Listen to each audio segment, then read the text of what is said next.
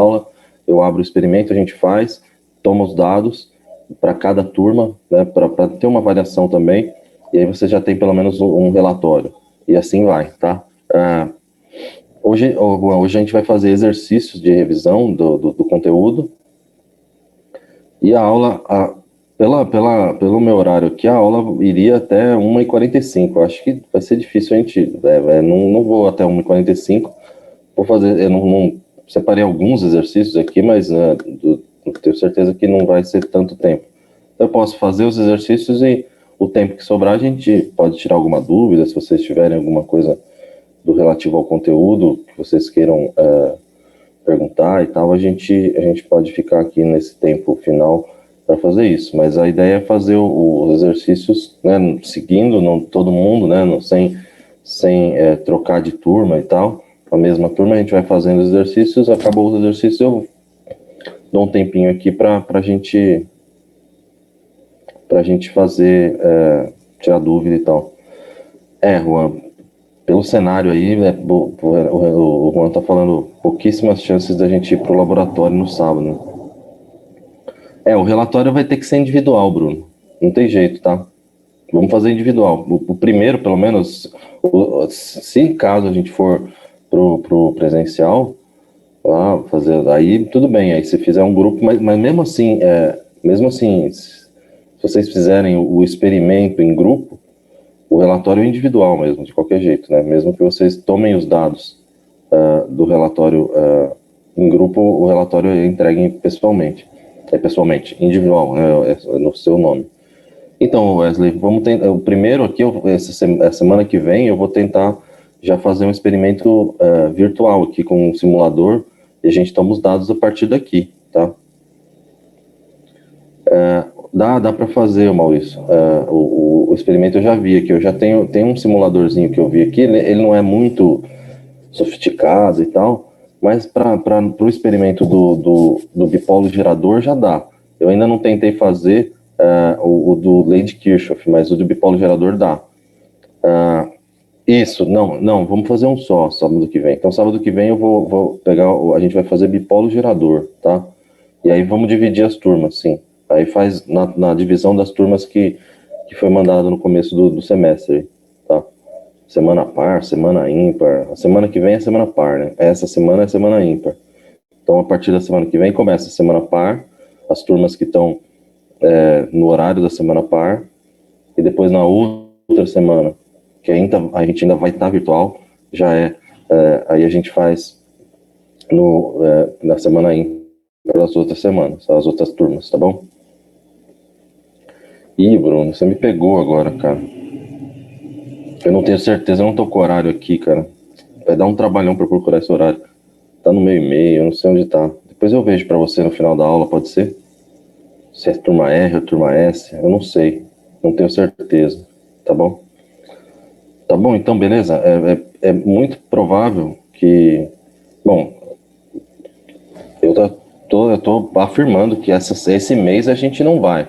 Tava previsto, eu tinha feito um cronogramazinho aqui, que a gente iria, já na semana que vem, ter a aula prática presencial, pelo meu cronograma aqui que eu tinha mandado para a coordenação, que é dia 20, a semana que vem, já furou. Não vai ter nem dia 20 e nem dia 27, pelos decretos aí do prefeito, do governador e tal, não vai ter, né?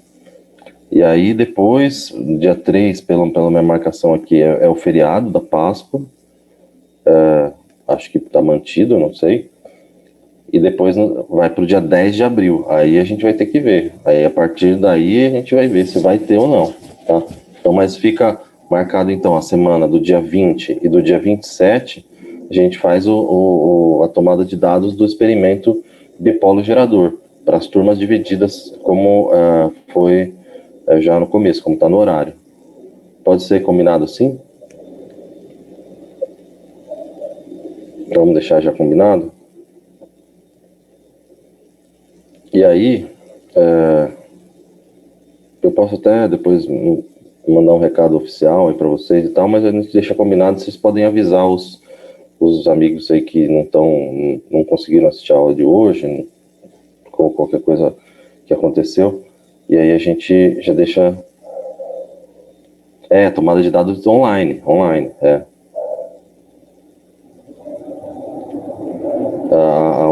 As tomadas de dados vão ser online, aqui mesmo. A gente faz a simulação aqui, eu vou fazendo o experimento, a gente vai, o dado é esse, tal, a gente já vai anotando, eu anoto aqui no meu também, a gente vai fazendo as tomadas de dados juntos aqui. Eu dei os slides para os representantes da turma, tá? Eu não sei se você tá tendo contato com os representantes, mas se você quiser, se você está com dificuldade, você pode fazer o seguinte.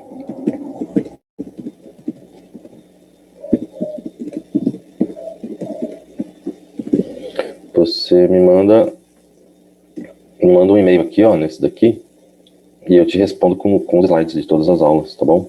Não tem problema nenhum. Mas o comunicado, a troca de slides aí das aulas, eu estou passando para o representante da turma. Tudo bem? Tranquilo, só mandar um e-mail que eu respondo ele com as aulas que a gente já fez aqui até hoje, tá? Bom, vamos lá? Tudo bem assim? Vamos seguir assim, porque tá difícil a gente ter uma certeza aqui do que vai acontecer, né?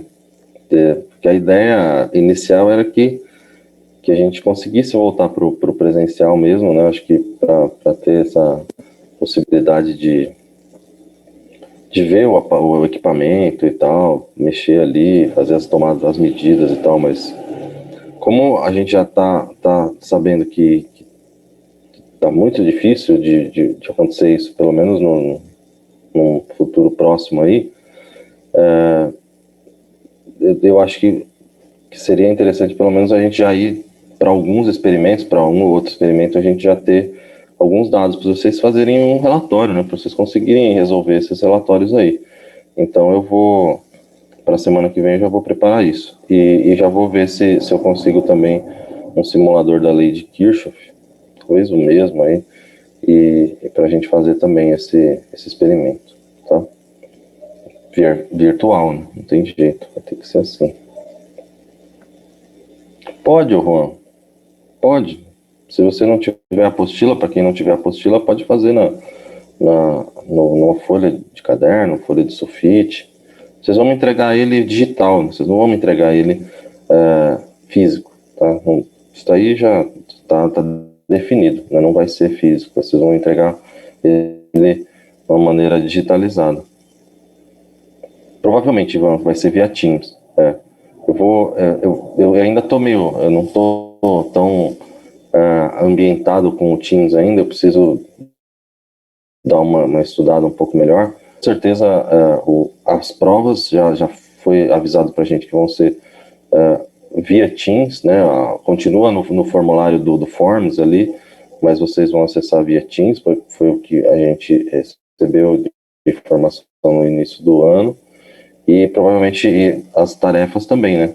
Sei que eu já habilitei as turmas lá, já está tudo habilitado, eu só preciso fazer algumas interações lá. Eu não coloquei o material ainda lá, mas provavelmente eu vou deixar um espaço aberto para vocês entregarem.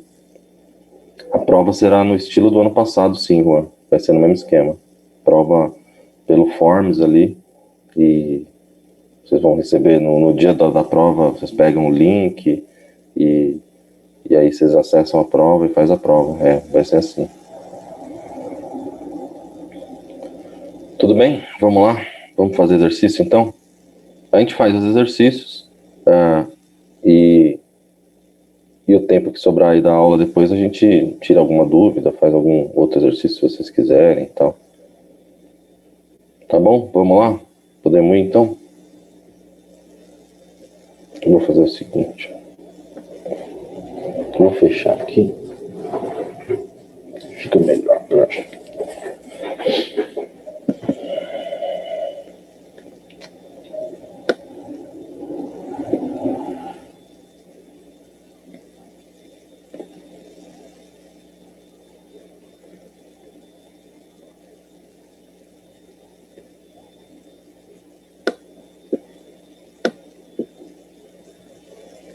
Só um minuto, tá?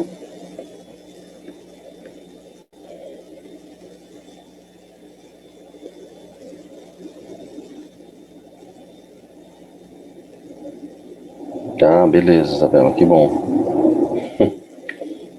Que bom que você está aí na aula. Então, vamos seguir, aproveitar aqui, tá?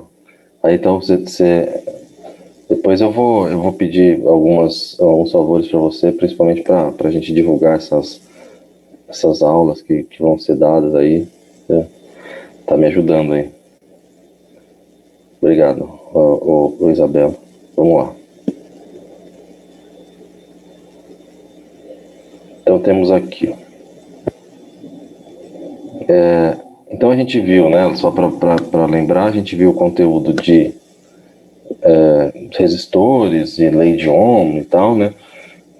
E depois a gente viu associação de resistores, potência, viu geradores, lei de Kirchhoff, dilatação térmica e calorimetria. Então a gente vai fazer alguns exercícios aí relacionados a isso, tá? Então aqui, esse é o primeiro exercício aqui, ó, que ele está dividido em três, tá? Então para esse mesmo exercício a gente vai usar, tem três perguntas aqui. Então ele fala assim, um conjunto de 6 resistores idênticos é associado como ilustrado. Entre os pontos A e B, aplique-se uma tensão VAB. Ele quer saber primeiro a resistência equivalente. Então vou fazer o desenho aqui, ó, para a gente ir treinando essa parte de resistência equivalente. Essa primeira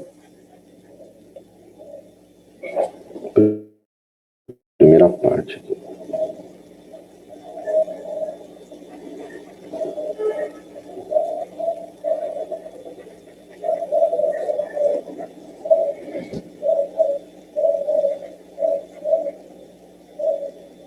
Então temos lá que todos eles valem 100, tá? Então vou por aqui, 100.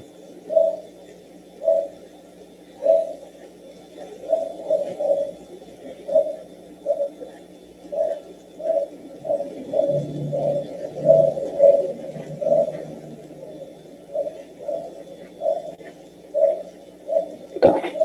Aí, ó, a primeira coisa que a gente vai fazer para achar a resistência equivalente, a gente tem que identificar. Ele já fez aqui no desenho uma identificação das correntes elétricas. Eu tenho uma corrente elétrica que vem aqui, ó.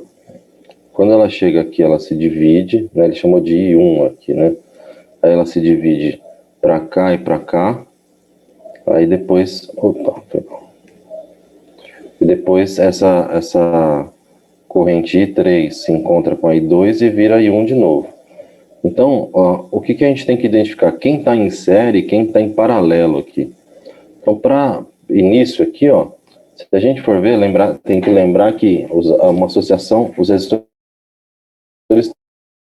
serão associados em série quando a corrente elétrica que passa por eles é a mesma, exatamente, não igual. Não quer dizer que é a mesma numericamente igual, mas é mesma corrente, os mesmos elétrons ali passam em todos. Tá? Então, se a gente for pensar, ó, esse resistor, né, a corrente elétrica passa por esse, ó, depois ela passa por esse, ó, e aqui ela faz uma curva e passa por esse. Então, nesses três, ó, eu tenho a mesma corrente. Vou até escrever aqui. Então, são esses daqui, ó.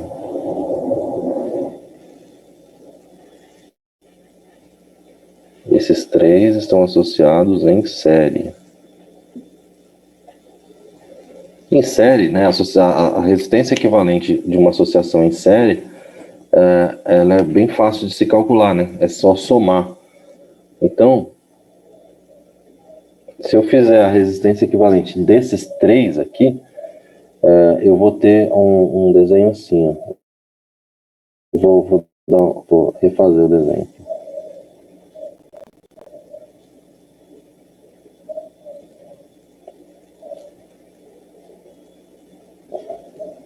Vou fazer assim, né? Começa.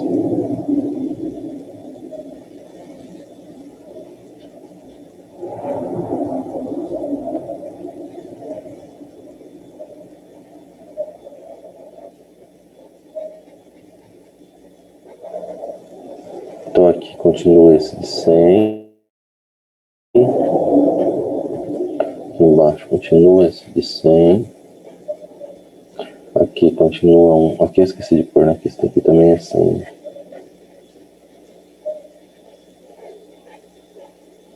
E esse aqui passa a ser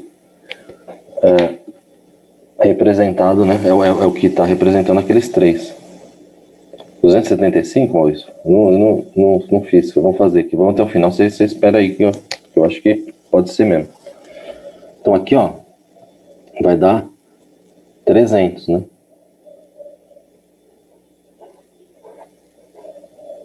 Então eu vou ter aqui. Esses três resistores podem ser representados por um de 300. Aí, o que a gente vai agora identificar? Ó, se eu tenho uma corrente elétrica que vem para cá, quando chega nesse nozinho aqui, ó, parte dela vem para cá e parte dela vem para o outro lado aqui. Então esses dois resistores não estão recebendo a mesma corrente. Eles estão em paralelo. Então aqui, ó, eu tenho esses dois resistores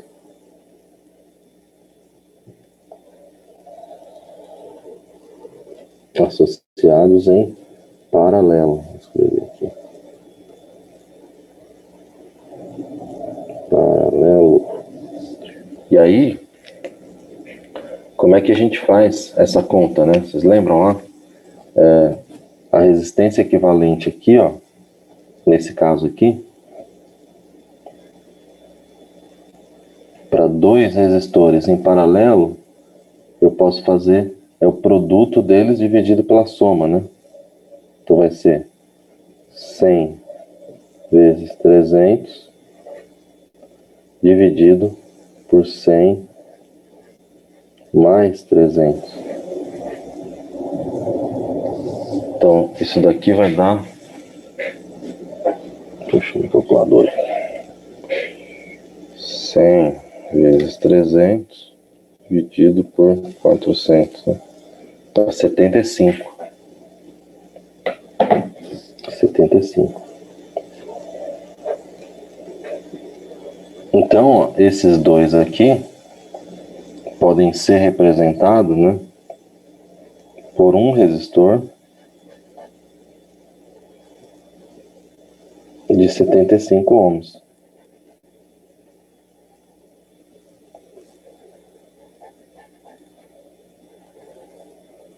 Então vai ficar um de 100 aqui,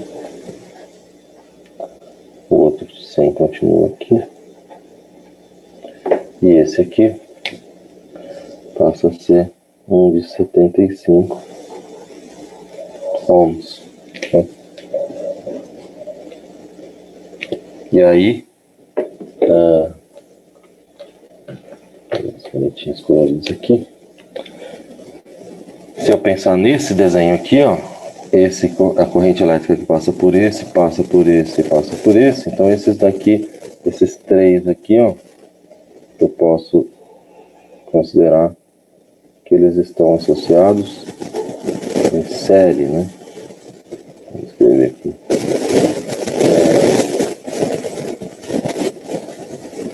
E aí, fica mais fácil, né? A resistência equivalente aqui é só somar, né? 100 mais aqui, mais Q. Então vai dar 275, como havia falado no nosso chat.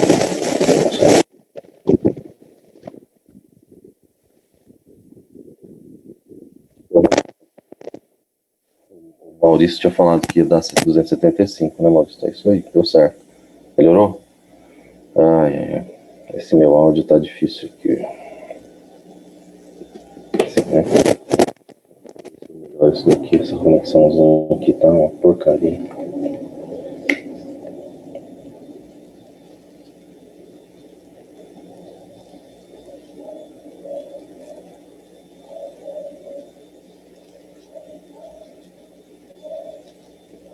Então é isso aí. Então a resistência equivalente aqui nesse probleminha é 275. Essa é a primeira pergunta dele. Tranquilo, esses daqui, né? A gente já fez alguns de resistência equivalente. Tem outros jeitos de vocês resolverem, se vocês quiserem, outras metodologias. Eu uso essa daqui desse jeito porque eu acho que é mais didático, né? Eu acho que é mais fácil da gente entender, mas se vocês tiverem outras formas de resolver e que vocês acham melhor, não tem problema também. Aí vai de cada um. O segundo, ó, ele é o mesmo exercício, só que ele fala assim, né? O conjunto e tal, ele quer saber a potência total dissipada. Potência total dissipada. Então, o que a gente vai ter que fazer aqui? Ó?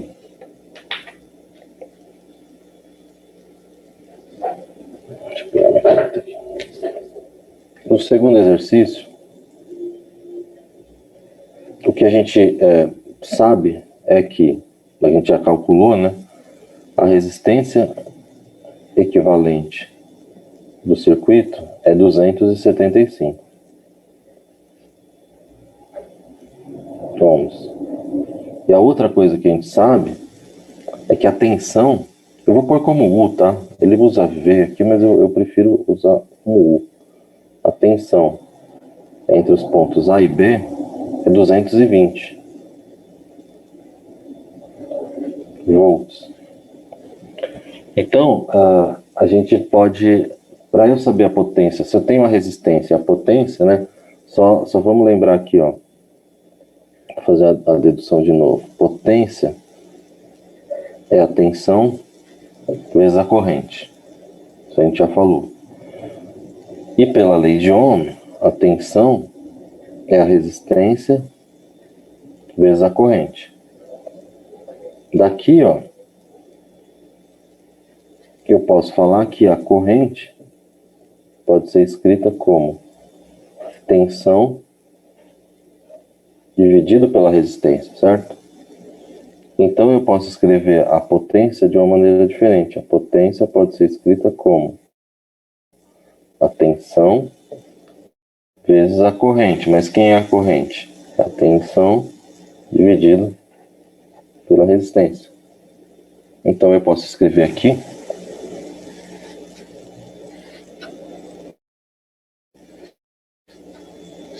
que a potência pode ser dada como a tensão ao quadrado dividido por R. Tá? Então essa é uma outra forma, é uma forma da gente escrever potência. Então aqui para esse caso aqui a potência vai ser 220 ao quadrado dividido por R. 275. Então, vamos lá.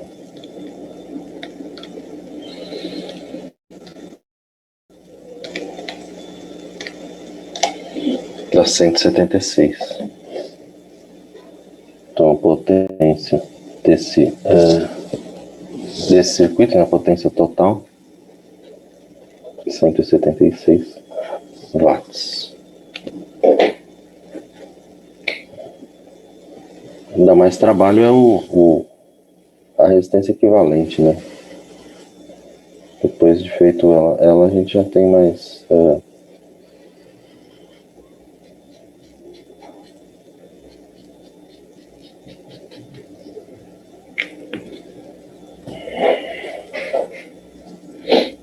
certo? Então esse é o exercício 2.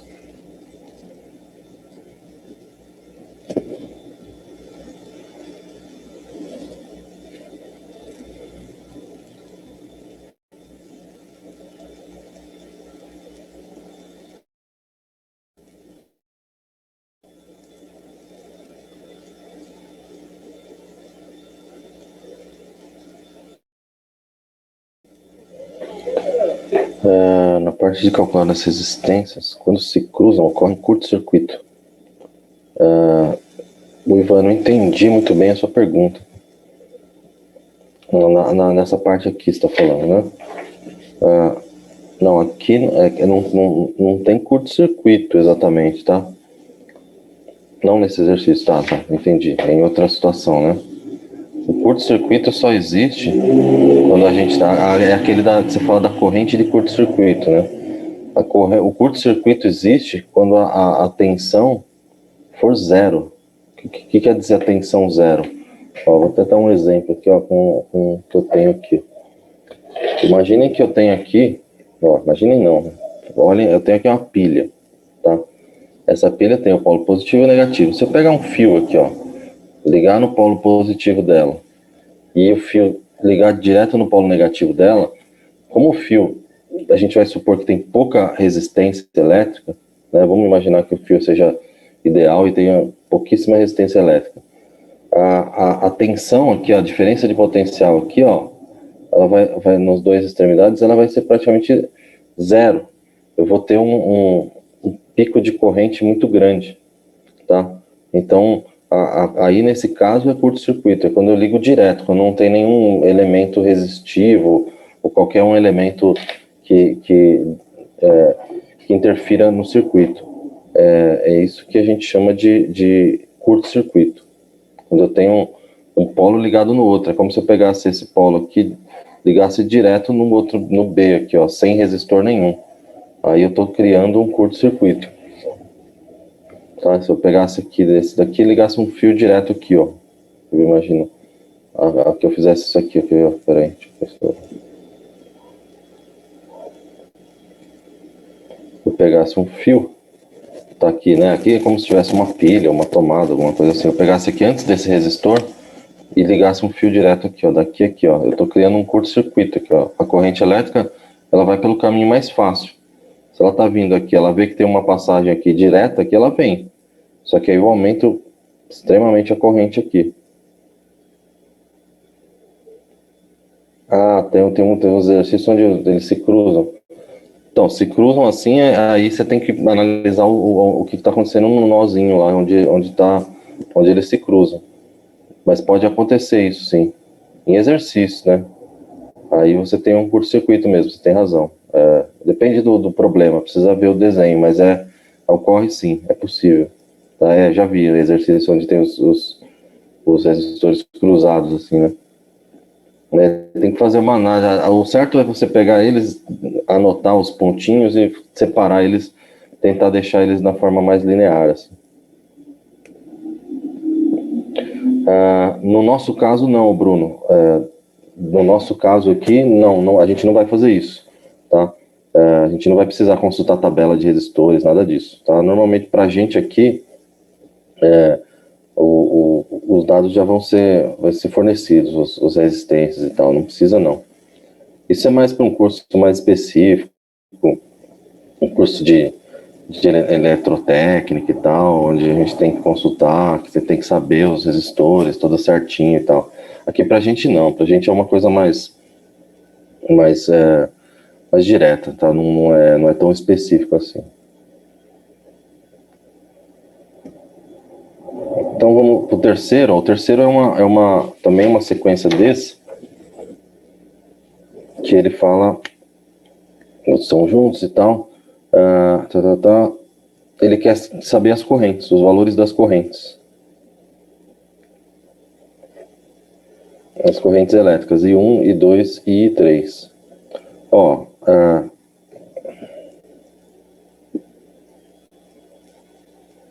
sim, deixo claro.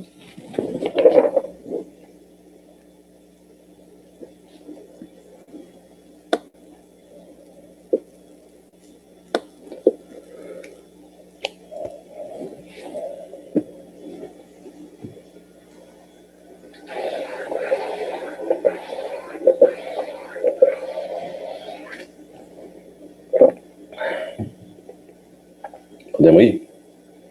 Conseguiu tirar aí, Eduardo?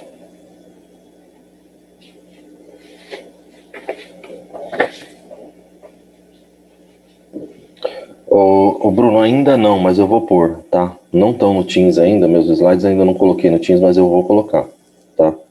Essa semana aqui eu me comprometo a colocar, não coloquei ainda, cara. Semana passada eu entrei, habilitei lá as turmas e aí eu fiquei de colocar e deu um monte de coisa aqui que eu tava ocupado aqui, eu não consegui fazer, mas eu vou colocar sim, com certeza. Então aqui, ó, o que a gente precisa ver aqui, ó? A corrente I1, ó, é a corrente que vem aqui, ó, é a corrente principal, né? É a corrente total aqui. A I1 vem aqui, quando chega aqui ela divide, ó. Então a I1 é a corrente total do circuito. Então, não, Gabriel. O Gabriel está perguntando uma coisa, deixa eu já explicar, que eu estou falando para todos os alunos, alguns alunos me pediram, mas eu não vou fazer isso, tá? Que é o seguinte, se eu por um acaso eu vou escanear ou mandar as resoluções que eu estou fazendo aqui para vocês, tá? Então essas resoluções todas aqui, se eu vou mandar junto com os slides. Não, tá? A ideia é que não. Eu vou explicar por quê. Vou dar dois motivos. O primeiro motivo é que eu tenho várias disciplinas, eu faço isso em todas as aulas aí. E se eu ficar fazendo isso, tiro a foto aqui, coloco no slide, tem que fazer, não vou ficar fazendo uma coisa muito mal feita, então eu não tenho que colocar lá. E aí depois eu tenho que ajustar e salvar e não sei o quê. E isso daí gera um trabalho que eu eu tava fugindo dele exatamente quando eu fiz isso daqui. No começo do ano passado, eu estava fazendo isso. Eu fazia os slides, fazia as resoluções, tirava foto, colocava no slide, cortava, tratava a foto, deixava bonitinho. Depois eu... Eita, desculpa aí, gente. Aí eu salvava e tal, fazia as apresentaçõezinhas para fazer a resolução, não sei o quê. Beleza. Aí, oh meu Deus. E aí, tava dando muito trabalho, eu tava com muita disciplina, ainda tô com algumas, então dá bastante trabalho.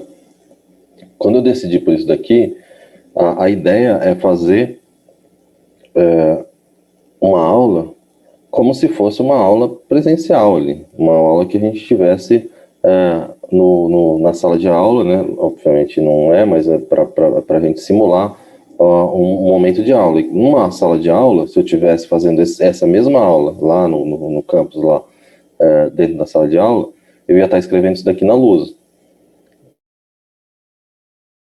E isso não iria. Eu poderia até levar os slides para vocês, com os enunciados e tudo, mas isso daqui, as resoluções, não iriam com os slides. Vocês teriam a responsabilidade de copiar, de tirar foto, seja lá o que for. Então, a ideia aqui é que vocês também tenham o trabalho e a responsabilidade de arcar com essa resolução aqui. Aí como vocês vão fazer? Eu não sei se vocês querem copiar, se vocês querem tirar foto, um tira foto e disponibiliza para todo mundo.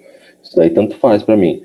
Mas a ideia aqui é que a gente tenha partilha a responsabilidade, tá? Isso é a principal, né? Mais ainda do que dar trabalho para mim, que eu vou ficar aqui fazendo, é mais que vocês também têm que participar da aula. E esse é um jeito que eu achei de vocês participarem.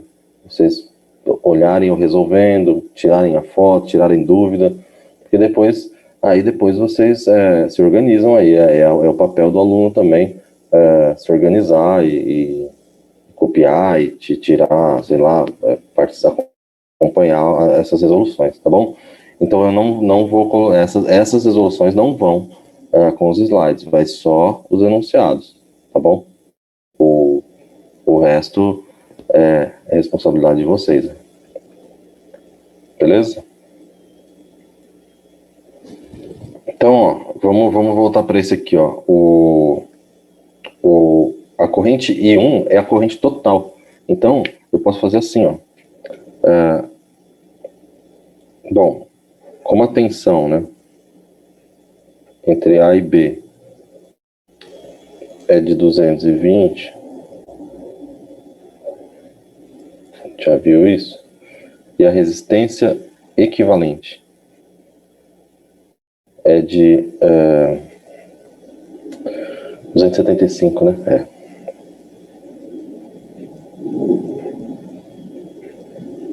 A gente pode fazer aqui a tensão entre A e B é igual a resistência equivalente vezes a corrente I1, tá? A corrente I1 é a corrente total aqui. Então, a gente vai fazer isso daí. Então é 220 é igual a 275 vezes I1. Então, o I1 é 220, né? Dividido por 275.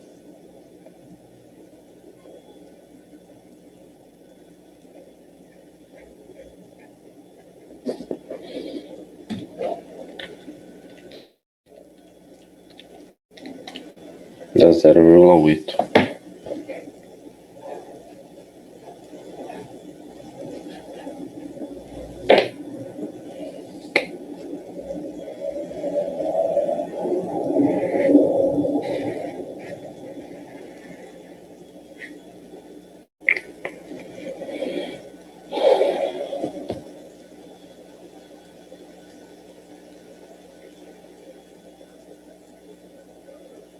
Tudo bem até aqui?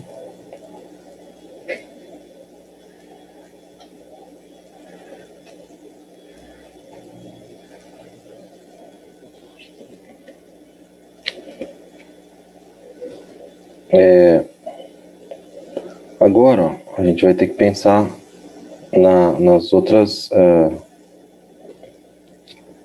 partes aí do circuito, né? Então, a corrente I2, não, I3, essa daqui, e essa é I2, né? Aqui, ó, o que vai acontecer, ó? A gente pode descobrir a tensão nesse resistor e a tensão nesse resistor. Porque a gente tem a corrente aqui, ó, a corrente elétrica. A gente descobriu quanto vale o I1 e a gente descobriu quanto vale, e a gente sabe quanto vale essas resistências aqui. Então, como é que vai ficar a tensão aqui, ó? Eu vou fazer, deixa eu rabiscar aqui, só para ver se vocês me entendem.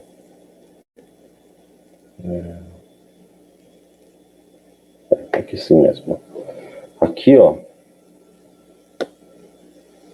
eu vou ter uma tensão aqui, ó, e aqui eu vou ter uma tensão também, ó. Um U aqui, ó. Essa tensão, basicamente, ó, o que vai ser, né? Vou chamar de, putz, eu não sei, vou chamar de U'. Um tracinho aqui, ó. Essa U' aqui, ó, vai ser o resistor R vezes I1. Então, o U' vai ser 100 vezes 0,8. Que vai dar 80, né? 80 volts. Então, aqui, ó, deixa eu fazer de outra cor. Nesse ponto aqui, ó, e entre esse ponto e esse ponto aqui, ó, o que a gente tem? A gente tem essa tensão menos essas duas aqui, ó. Então, eu tenho 220 menos os 80 mais 80 aqui, né? Então, atenção, vamos chamar aqui de C e D. Nossa, ficou ruim, mas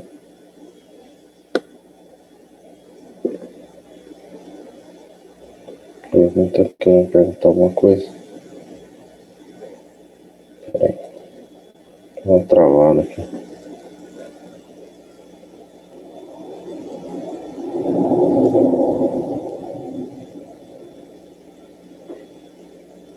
Ah, tá. Como eu tirei do I1, ó, eu peguei, na verdade é isso daqui, ó. Deixa eu voltar aqui, ó. Ó, não, deixa eu apagar esses rabiscão aqui. Ficou bom esses meus rabiscos aqui. Ó, aqui, ó, eu tenho a tensão total, certo? Esse circuito aqui, ó, ele pode ser representado assim, né? Ó. Aqui é o 275, que é a resistência equivalente. Todas essas resistências podem ser representadas por uma resistência equivalente de 275. E aqui, ó, eu tenho uma tensão de 220.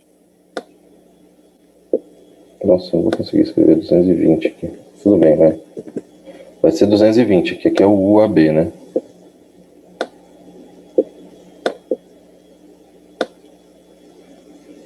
É o UAB, que é 220.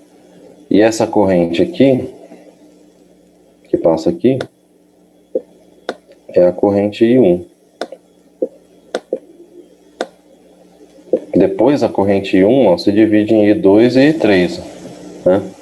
Mas a corrente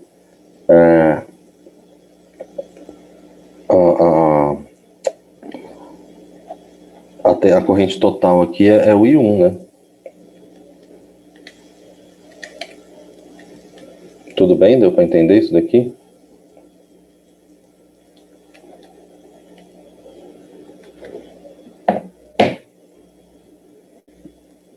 Sim, então tá bom. Aí, ó, vamos ver se eu consigo explicar para vocês certinho, ó. Se eu pegar aqui, ó,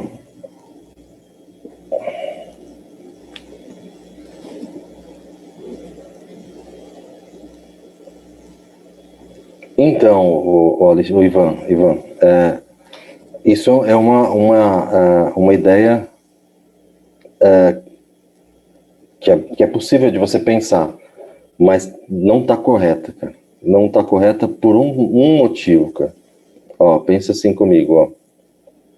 Aqui vem essa corrente de 0,8. Você tem toda a razão. Quando chega aqui, ela se divide. Só que o que vai acontecer, ó? Parte dessa corrente 1 vai para cá e parte vai para cá. Eu posso de cara olhar e saber que não vai ser, elas não vão ser iguais. Por quê? Porque aqui, ó, eu tenho 3 resistores, ó. Aí 3 vai passar por 3 resistores e aí 2 vai passar por um só. Se fosse o mesmo número de resistores aqui e aqui, aí você poderia afirmar que sim. Mas não é. São 3 aqui e 2 e 1 aqui. O que você imagina? Que a corrente elétrica ela tem ela vai seguir sempre o caminho mais fácil para ela. Então, se a corrente elétrica chega aqui e ela se divide em duas, aqui, ó, eu tenho uma resistência maior do que aqui. Então, a resistência que a corrente elétrica que vai passar por aqui vai ser menor do que por aqui. Muito mais elétrons vão querer passar por esse lado aqui do que por esse. Então, a corrente elétrica aqui vai ser maior do que lá na onde tem os 3 resistores. Né?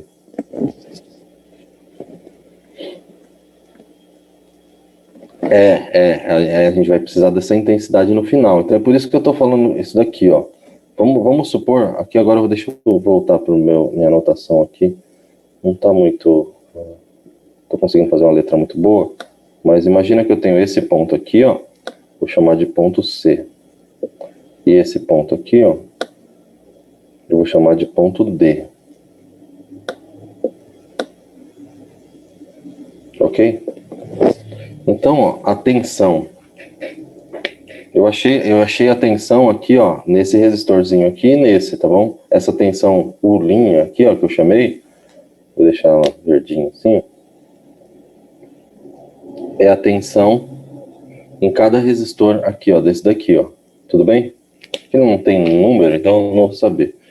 Então eu posso falar que a tensão entre os pontos C e D vai ser a tensão AB, que é essa total aqui, mas ela perde, até chegar aqui em CD, ela vai perder tensão para esses resistores. Então é menos eu vou pôr assim, ó, 2 vezes o U', porque eu tenho um resistor em cima e um embaixo. Deu para entender isso daqui? Então, a tensão nos pontos C e D vai ser 80 menos... 80 não, gente, desculpa. Vou rabiscar aqui, tá?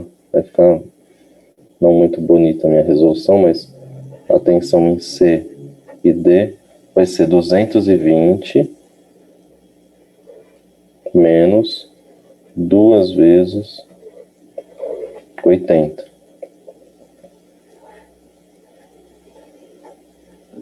Então, vai dar 220 menos... vai dar 60.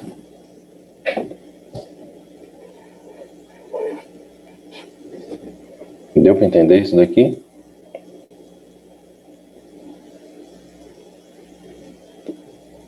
Não, é I1, ó. Aqui, ó, é I1. Aqui, deixa eu ver se eu consigo ampliar, ó.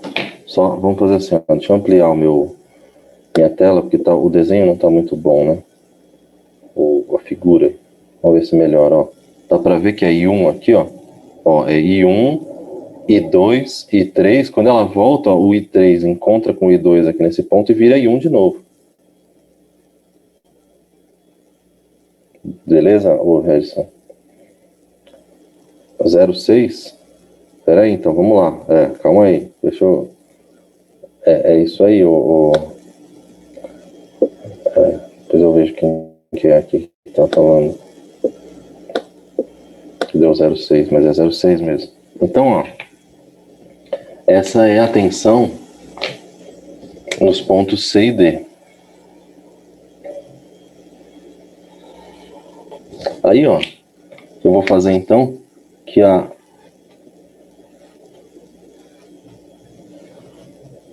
Então, nesse resistor aqui, ó. Esse resistor está recebendo uma corrente, uma tensão de 60. Então, eu posso falar que o CD é igual a R vezes I2, né? Não, aqui pra gente não, a gente não vai trabalhar com tensão negativa, não. Pode até acontecer, mas isso na prática, se você colocar, na hora que você for medir, você medir o polo errado e tal, ou medir invertido, pode ser. Mas aqui pra gente não, a gente não faz com tensão negativa, não. Então, ó, vamos lá. Vai ser 60 é igual a 100 vezes I2. Bom, então I2 vai ser igual a 60 dividido por 100. Então, como foi falado aí, 0,6 o I2, né?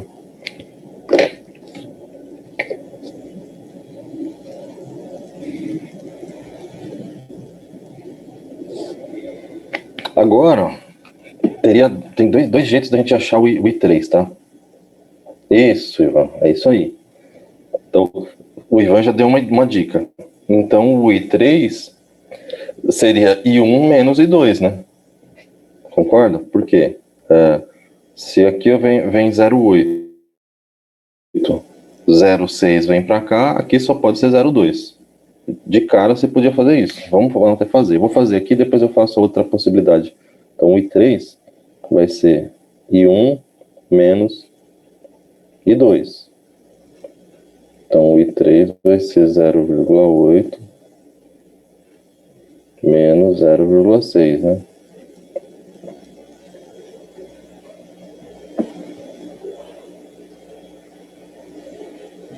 0,2 amperes. Por que ficou 2 vezes U? Porque são dois aqui. Então, peraí, o Daniel tá perguntando aqui, ó, só porque eu tenho essa tensãozinha aqui, ó, do resistor com I1 e tenho mais uma aqui embaixo, ó. Tem outro resistor aqui. Então, essa tensão total, ela tem que perder, ela tem que estar sem a tensão em CD, né? Eu tenho que tirar essa tensãozinha aqui e essa daqui.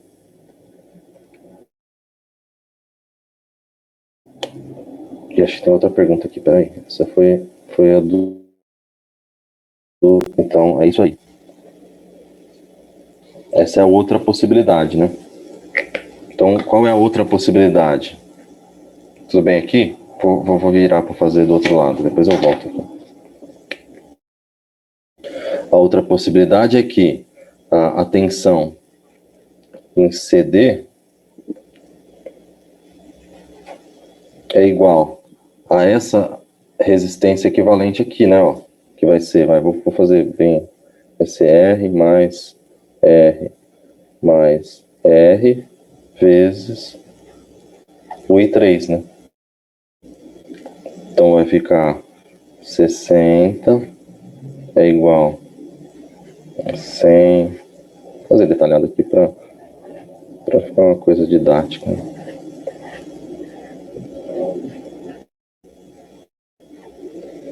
Então vai ser 60 é igual a 300 vezes I3.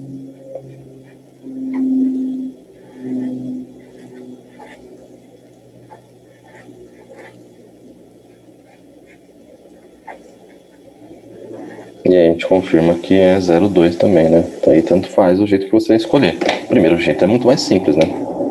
Mas aqui é o jeito que você comprova que você está correto. Que a gente fez a análise correta do problema.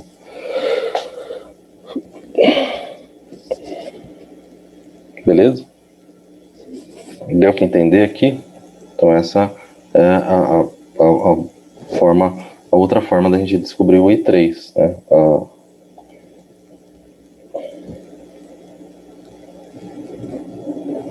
Dúvidas aí? Deu certo? Tranquilo? Podemos seguir? Então esse foi basicamente um exercício de lei de Ohm e associação de resistores.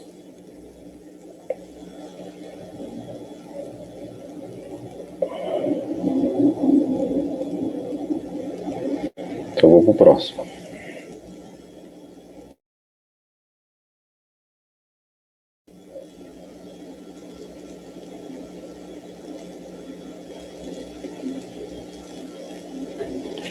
Beleza. Viro sim.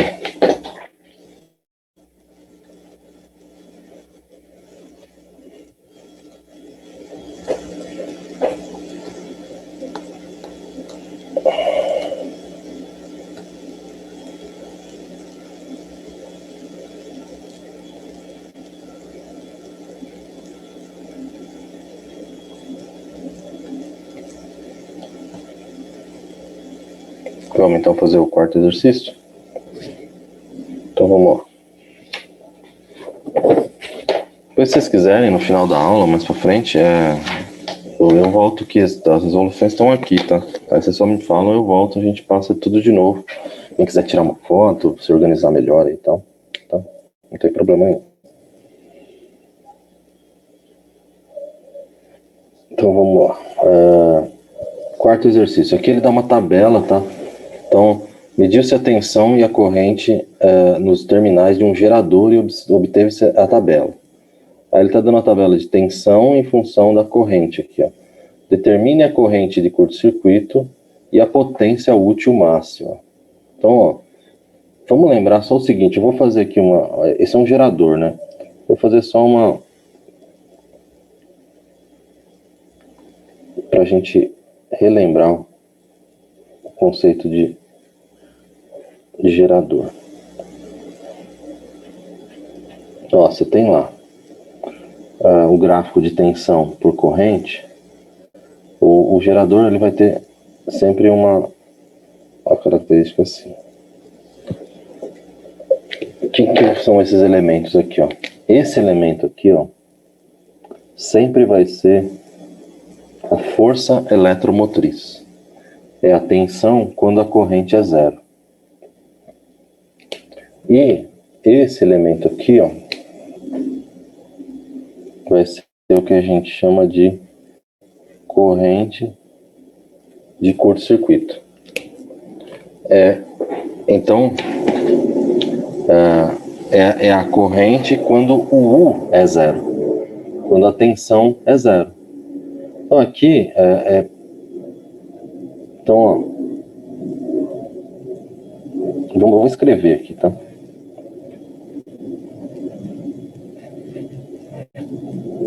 Quando U é igual a zero,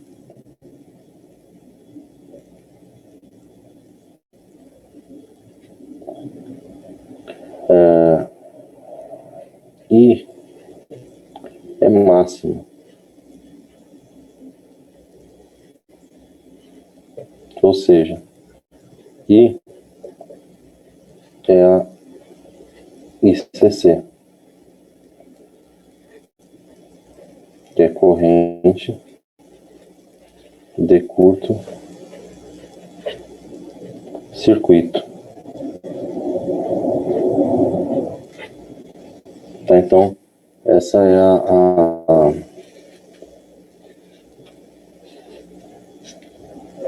a definição de corrente de curto-circuito, quando o U for igual a zero.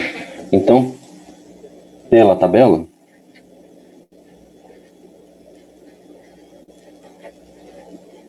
preciso fazer conta, né? Olha lá, eu tenho lá a tensão é 60, depois é 10, depois é 0. Quando a tensão é 0, a corrente é 6. Então, pela tabela, a corrente de curto-circuito é 6.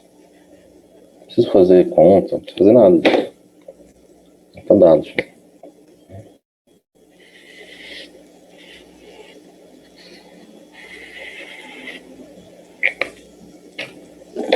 Então essa é a primeira resposta. Aí, para eu achar a potência útil máxima, eu tenho essa fórmula aqui, ó, é E, né, que é a força eletromotriz ao quadrado, dividido por 4 vezes R, R que é a resistência interna. Então, ó, pela tabela também, a gente tem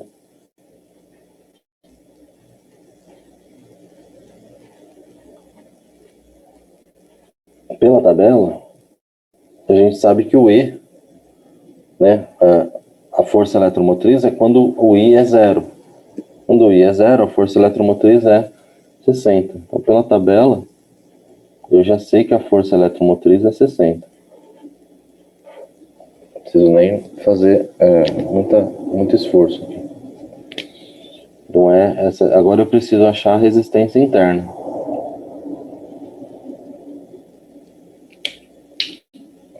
Tem vários jeitos de você achar aqui. Você pode escolher.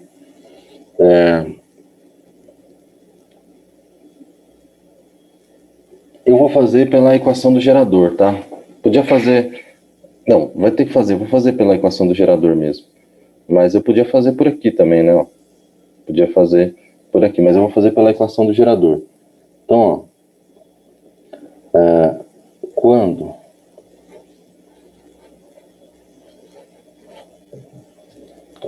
U, vou por U, tá? Depois V ali, mas eu vou por U. Quando U for 10 volts, I vale 5, certo? 5 amperes. Tá? Isso aqui a gente tirou da tabela. Como U é igual a E menos R vezes I, eu posso tirar aqui que então U vale 10, E vale 60, menos R vezes 5, né? Então eu passo os R vezes 5, que está negativo aqui, vai ficar 5 vezes R é igual a 60. Passo 10 para cá, menos 10, né? Então 5R é igual a 50. Bom, R é igual a 10, né? Ok? Então a gente, a partir daqui, descobre a resistência interna.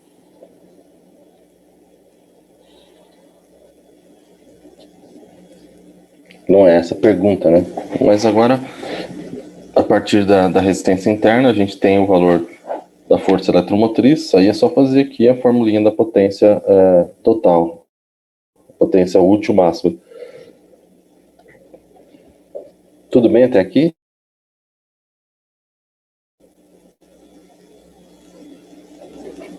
Eu vou só virar a folha para fazer a conta da potência útil máxima e depois qualquer coisa eu volto aqui. Então a potência útil máxima é dada como E ao quadrado dividido por 4 vezes R. Então a potência útil máxima vai ser E, que é 60, né? Ao quadrado dividido por 4 vezes 10.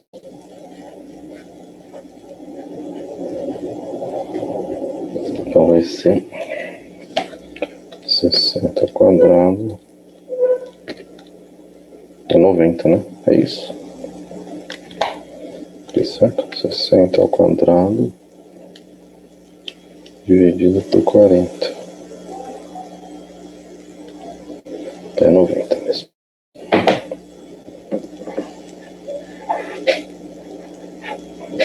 90 watts.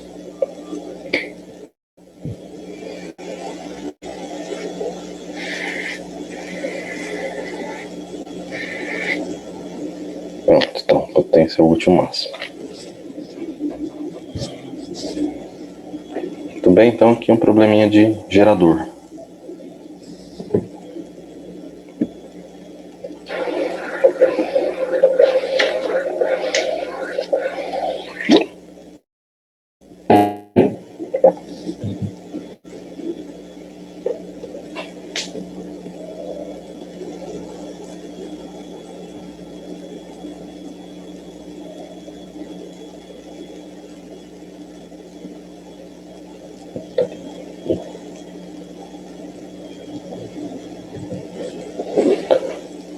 Tudo bem? Podemos ir para o próximo?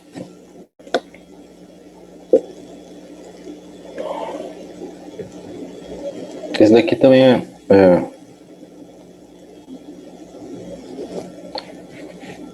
mais simples, bem mais simples do que o outro, tá? É mais para a gente aplicar o conceito aqui, mas ele é basicamente, ele é muito simples. Posso passar a folha aqui? Pode, então tá bom. Então, exercício 5, ó. Vou fazer o gráfico aqui para a gente aproveitar o gráfico.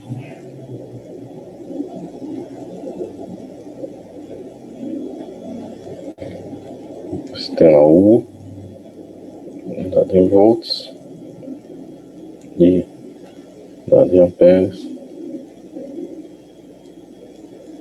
Eu vou fazer agora de outro jeito a resistência interna para a gente ter uma variação aí de possibilidades. Aí.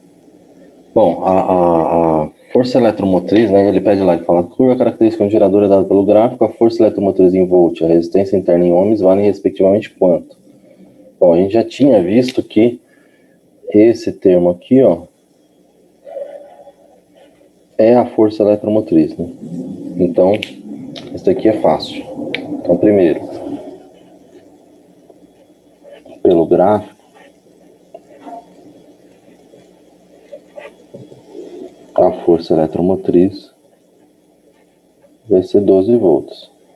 Se você tiver um gráfico, ele já é desse jeito aqui, você já não precisa ter muito trabalho para achar a força eletromotriz.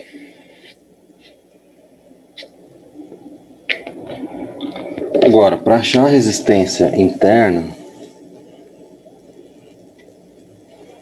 a gente fez uma dedução aqui na aula teórica, que é assim, ó. Se eu tenho essa curva aqui, ela tem um ângulo, né, de inclinação aí.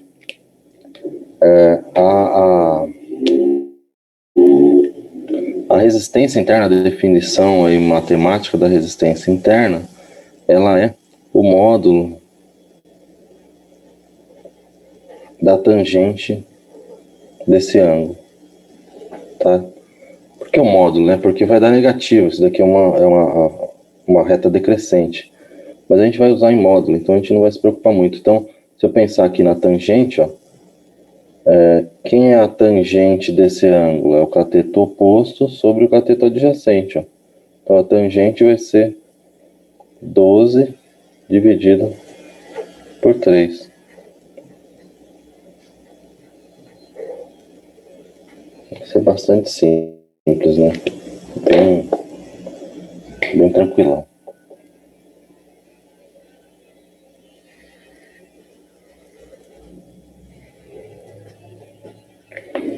Só lembrando aqui, ó, deixa eu voltar aqui nesse nosso aqui, ó, o anterior, rapidinho. Que eu poderia ter calculado a resistência interna também pensando nisso daí, na tangente do ângulo aqui, ó, né? Se eu tenho um ângulo aqui, um ângulo alfa qualquer, a resistência interna é a tangente do ângulo. Quem que é esse valor aqui, ó? A gente tinha falado já que a força eletromotriz é 60. Então esse segmento aqui vale 60. A corrente de curto-circuito vale 6, então ficaria 60 dividido por 6, ó, ia dar 10 também. Poderia ter feito assim, tá? Eu não fiz porque no exercício 5 eu ia fazer isso, então eu fiz a partir da equação do gerador. Mas poderia ter feito daquele jeito, por tangente do ângulo.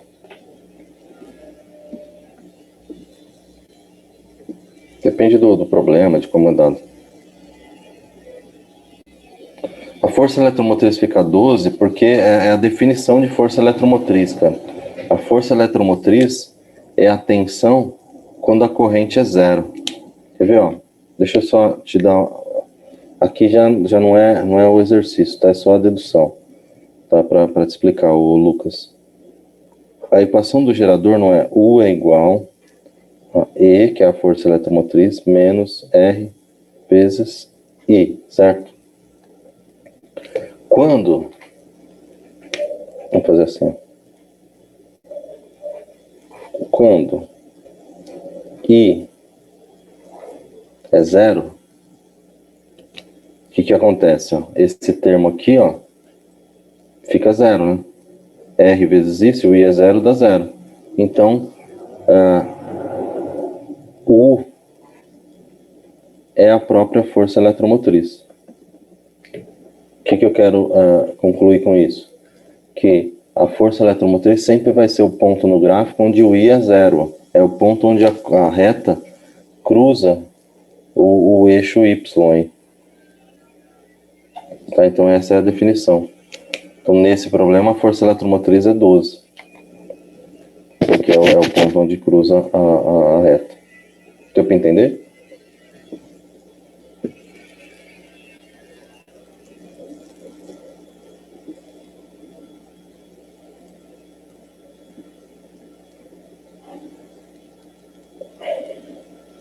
Beleza? Vamos para o próximo. Agora esse exercício 6 é um exercício que vai dar um pouco mais de trabalho. Isso, é porque o 12, né, esse ponto aqui, ó, é o ponto quando a corrente é zero. É isso mesmo.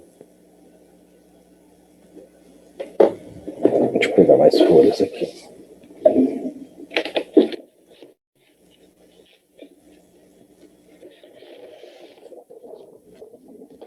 Então vamos lá, vou tirar esse daqui e vamos fazer. Agora é o de lei de Kirchhoff. Vamos fazer então. Para fazer esse exercício aqui, eu vou copiar esse circuito aqui na minha folha aqui para eu poder fazer minhas anotações aqui. Então eu vou fazer ele um pouco grande.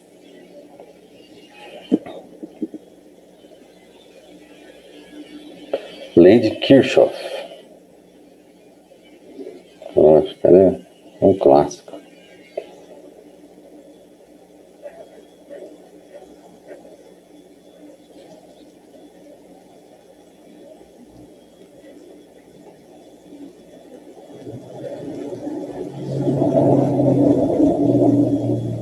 Eu acho que não é assim que pronuncia Kirchhoff. Mas, como eu não sei como é que pronuncia, eu vou falar do jeito que a gente lê, né?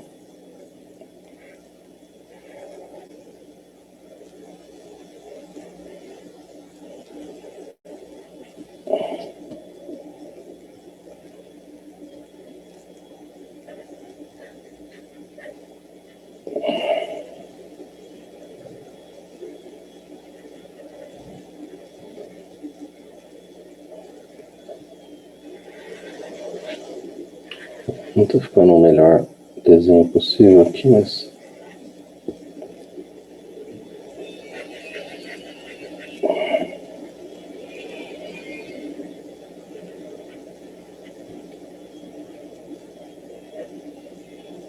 Então, vamos lá.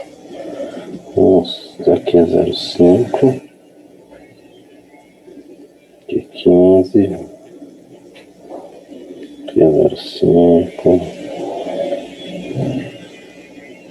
Aqui é 25. Aqui é 2.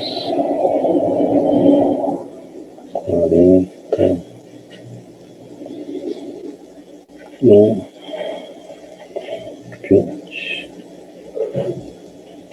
Então, vamos lá. Aqui a gente tem que é positivo e negativo. Aqui eu vou pôr só o que está dado no problema. Positivo e negativo. Positivo e negativo. O que a gente tem aqui? A gente tem a corrente I3. Aqui a gente tem a corrente I2. E aqui a gente tem a corrente I1. Beleza? Então esse daqui é o nosso circuito.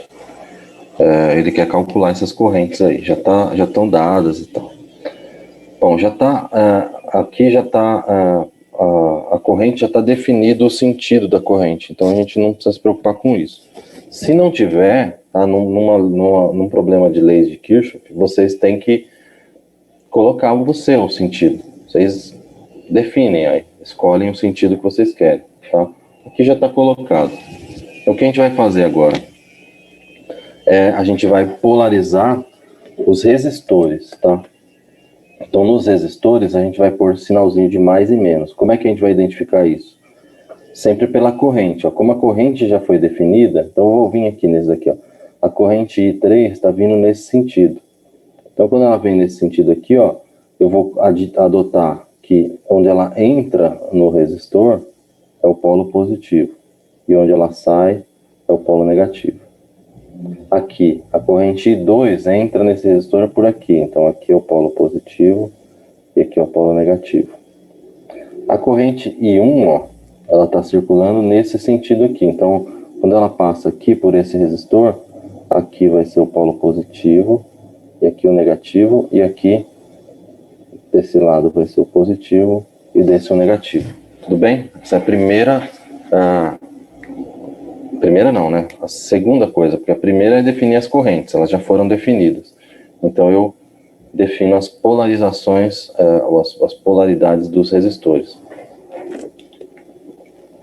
Feito isso, a gente vai adotar um sentido em cada malha, né? A malha é essa parte do circuito aqui, né? Essas partes fechadas aqui do circuito, que eu não tenho ramificações, né? Aqui assim. Então essa daqui vai ser a malha alfa, sei lá, vou chamar de qualquer coisa aqui. Malha 1, malha 2, malha alfa, malha X, tanto faz, você escolhe o nome. E eu vou adotar o sentido horário para essa malha alfa. E vou fazer a mesma coisa, eu vou adotar o mesmo sentido na malha que eu vou chamar de malha beta.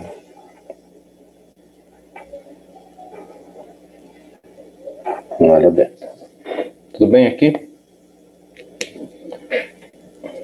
Pronto, agora a gente já definiu a primeira parte do problema aqui. Agora a gente vai para a parte das leis, né, da matemática. Como é que é a matemática dela aqui? A primeira coisa que a gente vai fazer é... Eu vou colocar aqui no cantinho para aproveitar o papel aqui embaixo, tá? Vou fazer a lei dos nós.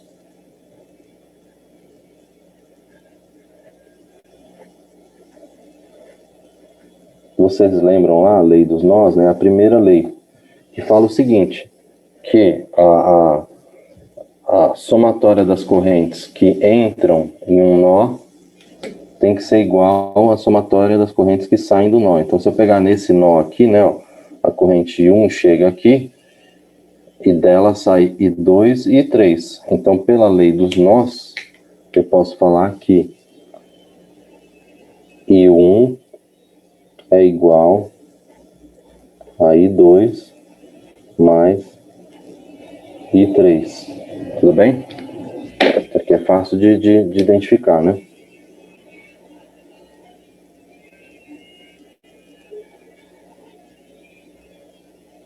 Certo? Eu vou chamar isso daqui da minha equação 1. É a minha equação 1. Até aí, tá indo bem? Até aqui tudo bem. Se vocês tiverem problema, vocês interrompam, tá? Agora, a gente vai, feita a lei dos nós, só tem um nó, né? Aqui é a mesma coisa, né? Se eu pegasse esse nó, eu tenho dois nós, né? Mas esse nó aqui é igual, né? Nesse nó eu tenho chegando o I2 e o I3 e formando o I1. Ia dar a mesma equação, então não tem problema. Agora eu vou fazer a lei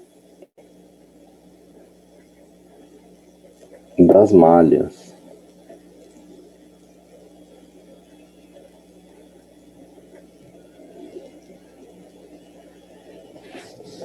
A lei das malhas, ela é definida como a soma das tensões em cada malha é igual a zero. Soma das tensões das malhas tem que dar zero. Então, como é que eu vou fazer aqui, ó? Vou pegar primeiro a malha alfa. Então, na malha alfa, a soma das tensões. Como é que eu defino a tensão, né? A soma delas ou o valor delas? Vai ser sempre, ó, como eu adotei o meu sentido na malha, eu vou pegar essa flechinha e vou batendo em cada elemento que faz parte dessa malha, ó. Esse resistor, esse gerador, esse daqui, esse daqui, esse daqui, esse daqui. Todos eles fazem parte dessa malha. Então eu vou pegar esses caras aí, a tensão em cada um deles, e vou somar. Só que eu adotei um sentido, porque daí, com base nesse sentido, uns vão ser positivos, outros negativos. Então, como é que eu sei?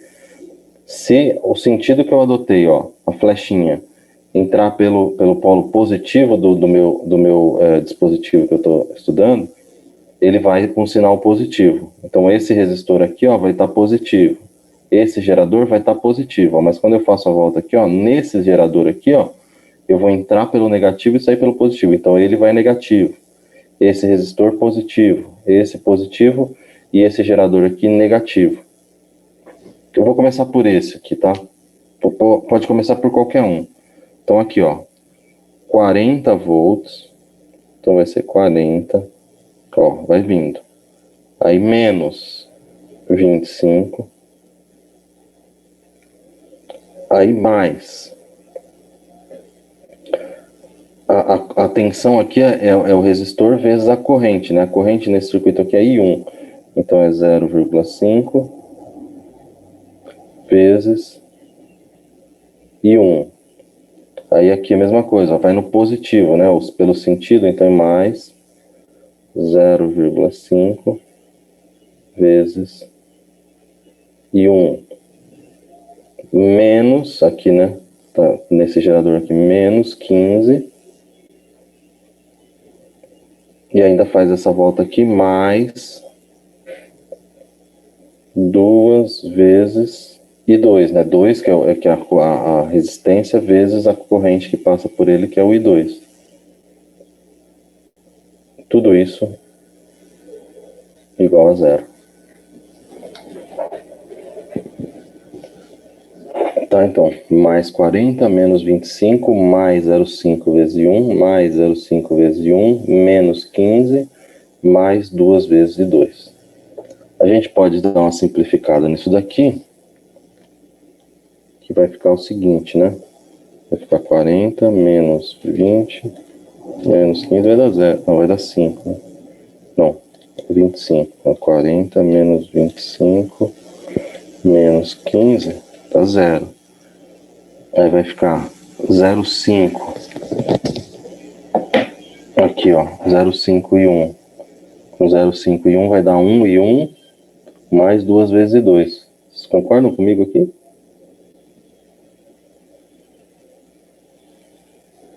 Ó, 40 menos 25 dá 15, menos 15 dá 0, já era.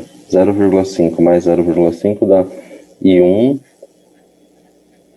mais 2 vezes I2 é igual a 0. Então eu posso falar que o I1 tá aqui, ó, vou fazer assim, ó, I1 é igual a menos 2 vezes I2. Eu posso falar isso. Vou deixar guardadinho aqui essa equação, vou chamar ela de equação 2.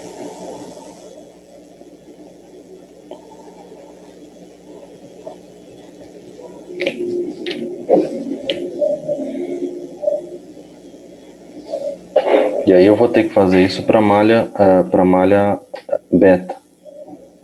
Vou fazer assim, ó. Vou deixar assim, ó. E vou fazer aqui a malha beta.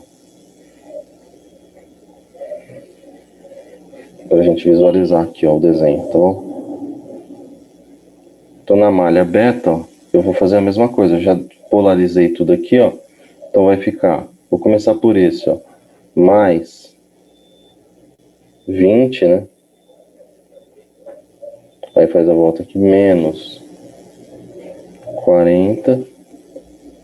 Aí aqui de novo, menos, ela tá nesse sentido, ó, 2 vezes I2.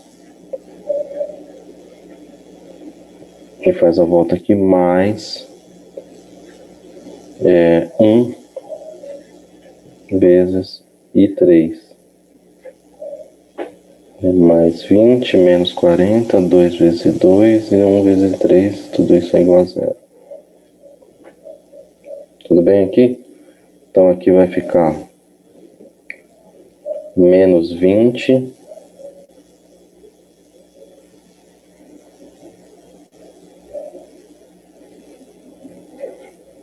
menos 2 I2 mais I3 é igual a 0.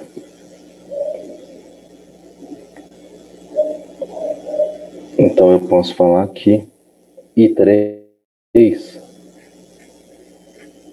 passar todo mundo para lá, é 2 I2 mais 20. Eu passo tudo para lá. E aí eu vou ter a minha outra equaçãozinha aqui, ó.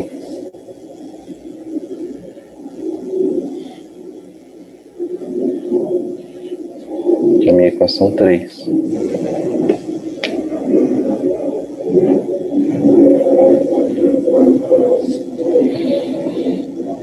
Certo? Aí o que a gente faz? Substitui, né? Eu tenho 3 equações. Ó, tenho a equação 1. Vamos cabe aqui todo mundo junto aqui, ó. Equação 1, equação 2, equação 3. Vou substituir todo mundo. O que eu vou fazer? Eu vou substituir a 2 e a 3 na equação 1. Então vai lá. Substituindo 2 e 3 em 1, como é que vai ficar? I1, ó, I1 a gente concluiu que é menos 2 vezes I2. Então vai ficar menos 2 vezes I2 é igual a I2 mais I3. Mas quem é I3? Que é 2 vezes I2 mais 20. E agora a gente faz essa conta.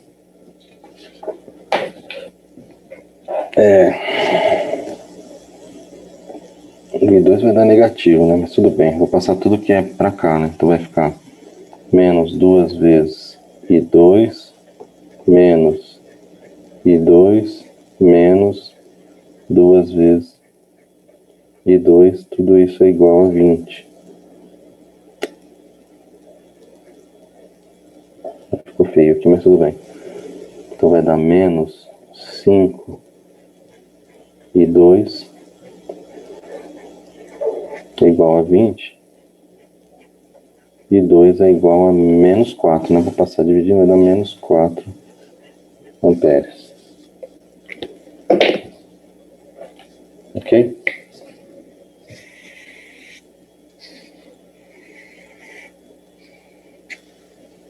E aí a gente finaliza usando as outras equações, né?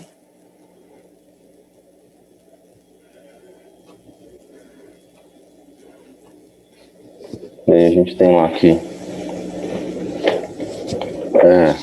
I1 é igual a menos 2 vezes I2, né? 2 vezes menos 4. É 8, né?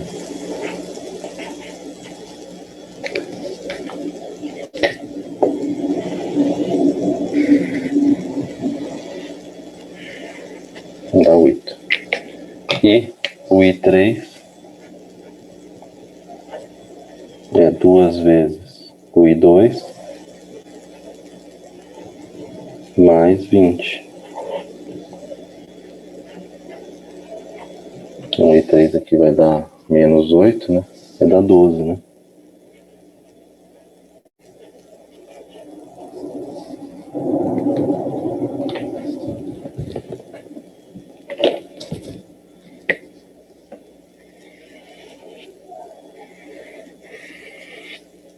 Daí o que aconteceu aqui, né? Você vai falar, pô, mas deu negativo? O que aconteceu? Por que deu negativo essa corrente? Porque ela foi adotada no sentido errado. Então, quando o problema aqui, você adota a corrente nesse sentido, ela está errada. Na verdade, o sentido real dela é para cima. Então, o que quer dizer é que, na verdade, se eu identificar ela para cima, a equação ficaria I1 mais I2 tem que dar o I3. Ó. Então, o I1 é 8, o I2, se tivesse orientado certo, seria mais 4, né? 8 mais 4 daria o I3, que é 12. Então, tá correto. É só o sinal negativo é porque ela foi adotada no circuito com um sentido contrário ao que realmente ela tem.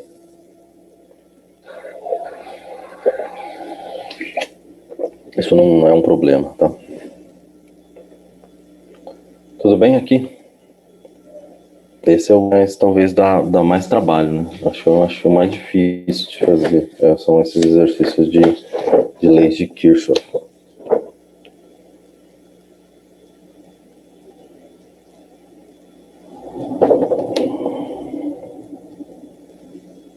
Alguma dúvida? Alguém quer tirar?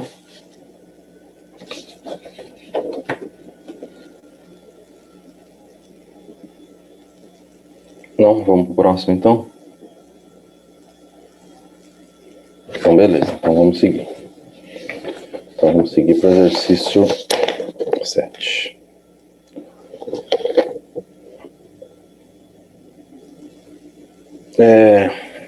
Cara, ô Ivan,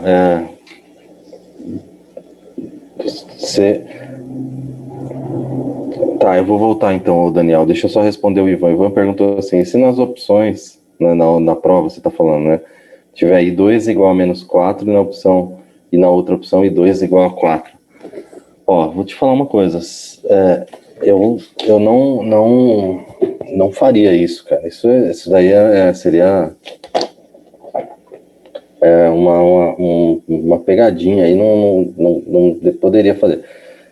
Certo? Depende da pergunta. Ele falou, se ele perguntasse qual é o módulo da intensidade da corrente elétrica, seria mais 4, positivo, o módulo. Agora, se ele fizesse isso, seria muita sacanagem. Eu não vou fazer isso, não, tá? O Wesley, é isso aí. Vamos aguardar a simulação. A gente faz na semana que vem, então a gente vai fazer as aulas com as turmas já separadinhas e tal, e eu vou fazer uma simulação de um dos experimentos. E a gente pega os dados para fazer já um relatório, pelo menos. A gente já vai nessa, tá? Ô, Daniel, deixa eu só, então, ver o que você não entendeu. Para chegar nas equações, tudo bem, né? Você entendeu? Na verdade, Bruno, a aula iria até a 1h45. Acho que vai ficar muita coisa para a gente ficar aqui até 1h45. Eu vou terminar os exercícios.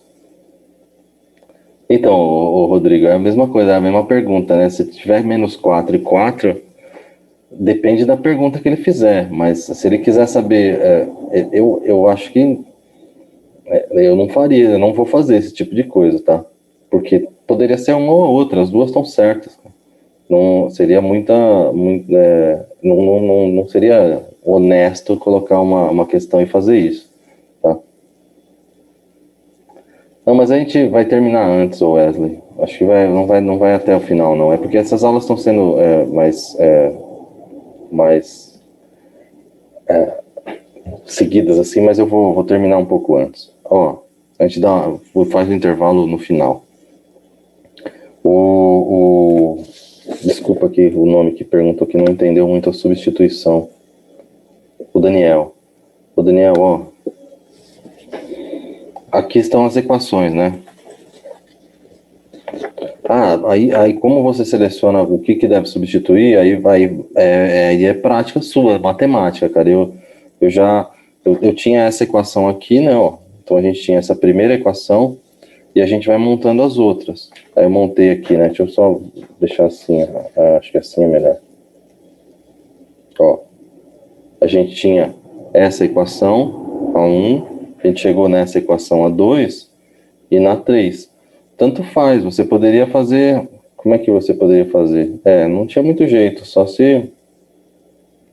Teria que fazer uma substituição nessa mesma. Você tem o valor de 3 em função... Você deixa sempre as equações em função de uma só e substitui. É por lógica, não tem um padrão, é isso mesmo. Não tem uma regra, assim. Cada problema vai dar de um jeito, então não tem como eu falar, faz assim sempre. Não dá para falar isso. Beleza, vamos partir para outra parte agora, que é eu tenho aqui mais 2 exercícios de calorimetria e 2 de dilatação, mas esses são mais rápidos, tá? Os de eletricidade são um pouco mais longos. Então vamos fazer esse daqui, que é o de calorimetria. E a gente termina a aula, tá?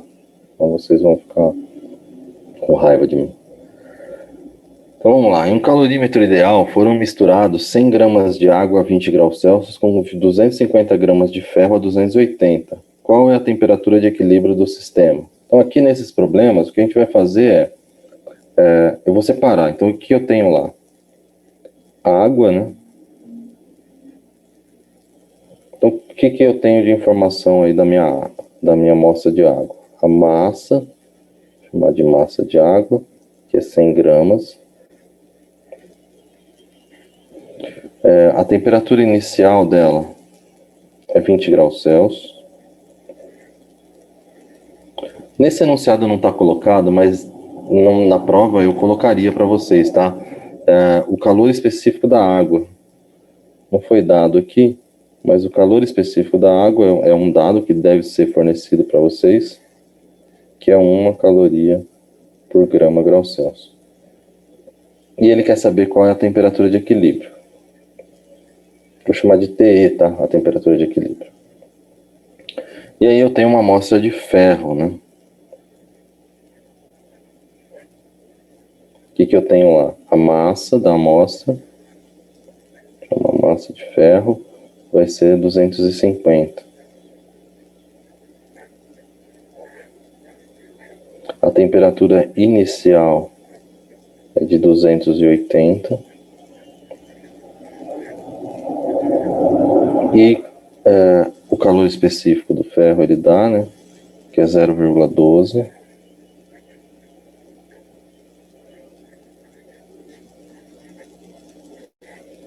E ele pede a temperatura de equilíbrio. Lembrando que eu misturo os dois, a temperatura de equilíbrio é igual para os dois, né? Os dois no final, no equilíbrio térmico, eles vão atingir a mesma temperatura. Então, ela é comum para os dois, então vai ter o mesmo valor, né? Tudo bem? Então, como é que a gente faz isso?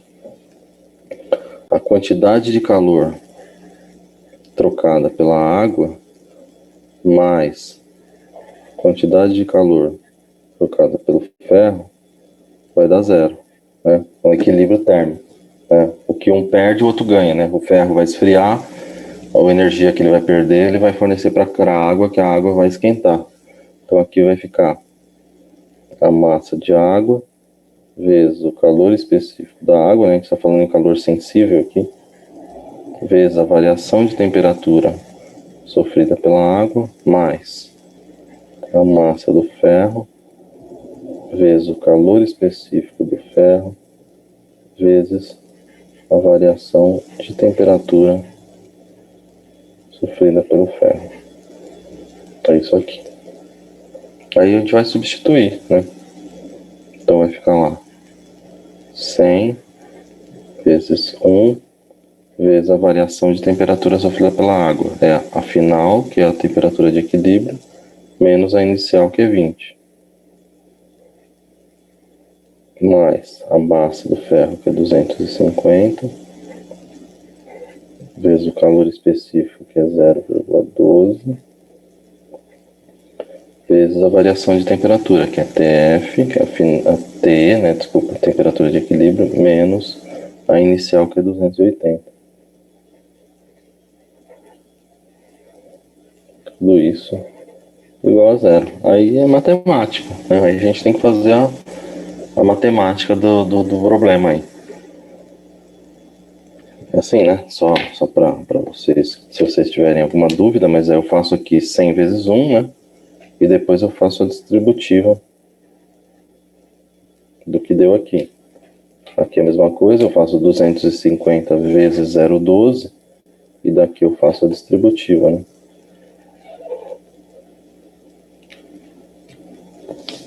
Então vai ser 100 vezes TE, vai dar 100 TE menos 100 vezes 20, que é 2.000, né?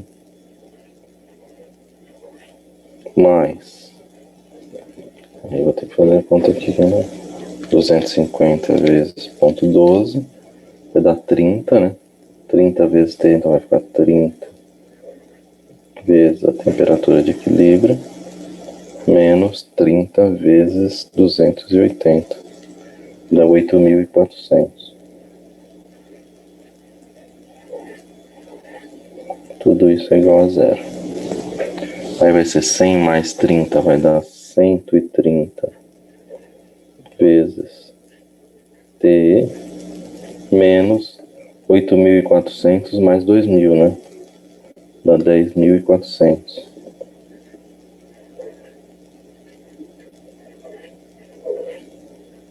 Isso é igual a zero. Então, 130 vezes T é igual a 10.400. Estou fazendo direto, né? A temperatura de equilíbrio vai ser 10.400 dividido por 130, que vai dar 80. 80 graus Celsius. Que já não é tão muito complicado, né? Mas vocês entenderem essa primeira parte aqui, depois é uma matemáticazinha não muito sofisticada e tal. Dá trabalho, mas você tem que tomar cuidado só para não errar em coisas mais simples, né? Bobeirinhas, passagens, distributivas e tal, que são que pode dar algum erro aí. Tranquilo esse daqui? Esses de calorimetria eu acho que são mais fáceis, né? Vocês estão tendo aula de termo, né?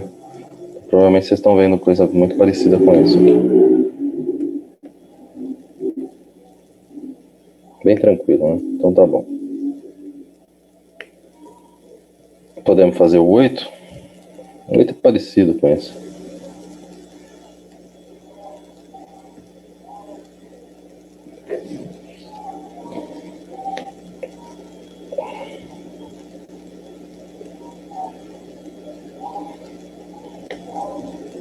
Basicamente igual, né? Vamos lá?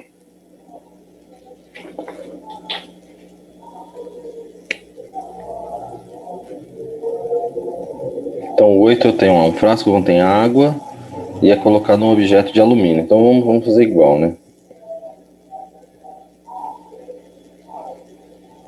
Água, a minha amostra de água tem. A massa de água é 20 gramas. E ela está a uma temperatura inicial de 0 graus Celsius. Mas ela está líquida, tá? Aqui. Supondo então que o calor específico da água que ele dá, né, é 1 caloria grama grau Celsius, ele quer saber a temperatura de equilíbrio também. E aí ele põe lá uma amostra de alumínio.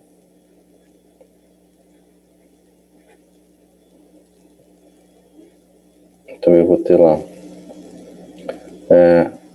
a massa do alumínio, eu vou pôr o AL aqui para não confundir com a água, que é 50 gramas. Uma temperatura inicial de 80. Aí ele dá o calor específico do alumínio, que é 0,1.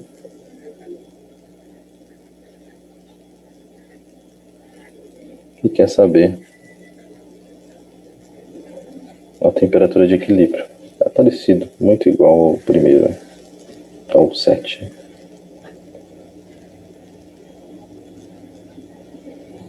Então o que a gente vai ter é que a quantidade de calor trocada pela água mais quantidade de calor trocada pelo alumínio tem que dar 0 no final.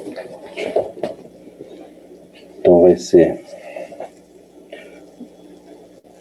massa da água vezes calor específico da água vezes variação de temperatura sofrida pela água mais massa do alumínio, calor específico do alumínio, variação de temperatura sofrida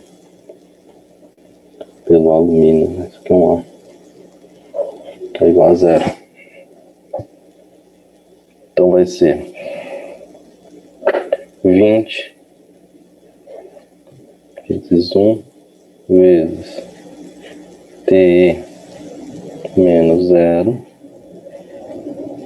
mais 50 vezes 0,1 vezes TE menos 80. Tudo isso igual a 0. Faço a distributiva, 20 vezes T vai dar 20TE. Né, TE menos 0 dá TE mesmo, mais... Aqui vai dar 50 vezes 0,1 dá 5, né? Fica 5 vezes a temperatura de equilíbrio, menos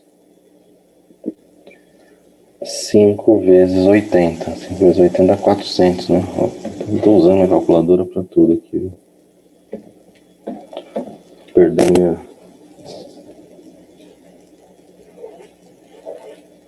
Isso é igual a 0. Então vai ficar aqui 25 T.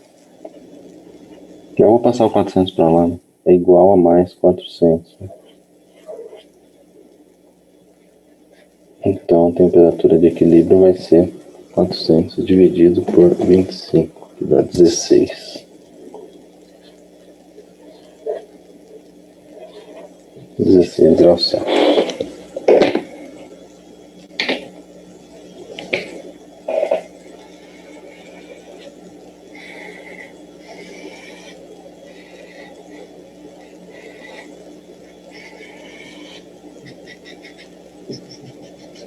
Aqui é importante vocês entenderem nesses dois problemas, tá? Tanto no 6, no 7 como no 8, que é um problema de você determinar a temperatura de equilíbrio, né? Vale lembrar o seguinte, você tem que sempre prestar atenção, ó. O que eu estou misturando aqui, né? A água com alumínio. Qual a temperatura da água no início? É 0. Qual a temperatura do alumínio? É 80, desculpa. A temperatura de equilíbrio não pode dar ou necessariamente tem que dar, né, entre esses valores. Não posso ter uma temperatura de equilíbrio 120 ou menos 15. Tem que estar entre 0 e 80. A mesma coisa aqui, né? Eu tinha uma amostra de água a 20 graus e a outra a 280. A temperatura tem que estar entre isso daqui. Não poderia dar, sei lá, 12 ou 320. Não pode dar mais ou menos do que isso aqui. Tem que estar entre esses valores. Você pode falar assim, putz, mas isso é óbvio, né? Claro. Então, é claro, mas quando você faz uma prova, às vezes você fica nervoso, você está ali meio apressado, você vai fazendo as contas, e se você errar alguma coisinha aqui na matemática, não no conceito, mas na matemática, e por um acaso o seu valor der diferente, muito fora, você tem que ter a percepção de olhar e falar, opa, errei. Porque se você está ali alucinado fazendo a prova e nem lembra disso, você chega a uma resposta qualquer. Isso é comum, tá? A gente já pega muitas respostas aí absurdas. E passa batido. Você escreve. Você vê que o cara errou na matemática, mas ele errou também não ter percebido isso. Ele não analisou o problema conceitualmente. Você tem que olhar já de cara. Bater o olho num problema desse, vai falar assim, opa, entre 0 e 80, tem que dar entre 0 e 80. Não pode ser maior nem menor. Se der diferente é porque tem alguma coisa errada. Eu fiz alguma coisa errada. Tudo bem? Prestem atenção nisso, tá? Vocês vão fazer esses exercícios tanto na prova de laboratório de eletricidade como na prova de fundamentos de termo. Então é bom que vocês tenham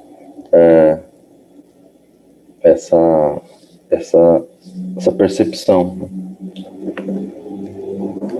Vamos ver aqui, né, o exercício 9, então para a gente chegar no nosso penúltimo exercício aqui, é o de dilatação, tá? Dilatação térmica. O de dilatação ele fala assim, ó, uma barra de 10 metros de alumínio, então 10 metros de alumínio é uma temperatura inicial 20 graus Celsius, então ó, esse 10 metros é o comprimento inicial da barra, 10 metros, e a temperatura inicial é de 20 graus Celsius. Ela fica exposta ao sol, sendo elevada para uma temperatura de 40 graus Celsius. Então a temperatura no final vai ser 40 graus Celsius. Sabemos que o coeficiente de dilatação linear do alumínio é 22 vezes 10 a menos 6. Então o alfa aqui é 22 vezes 10 a menos 6 graus Celsius a menos 1, tá? Essa é a unidade dele aqui. Calcule a dilatação térmica sofrida pela barra. Ele quer saber o ΔL, né? Quanto ela aumentou de tamanho. Percebam aqui que essas dilatações de sólidos, né, dilatação linear principalmente, ela é muito pequena, os valores vão dar sempre muito pequenos, só para a gente lembrar que a expressão, né, a dilatação linear é igual ao comprimento inicial vezes o coeficiente de dilatação térmica do material vezes a variação de temperatura sofrida por ela. Então, aqui não tem muito segredo, né, matemático, porque esses problemas são mais simples. Então vai ser 10 vezes 22 vezes 10 a menos 6. Os coeficientes de dilatação são muito pequenos, tá? É porque a dilatação é pequena mesmo. Vezes a variação de temperatura, 40 menos 20. E aí é só fazer essa conta. Então, um exercício tranquilo aqui. Tá? Bastante tranquilo.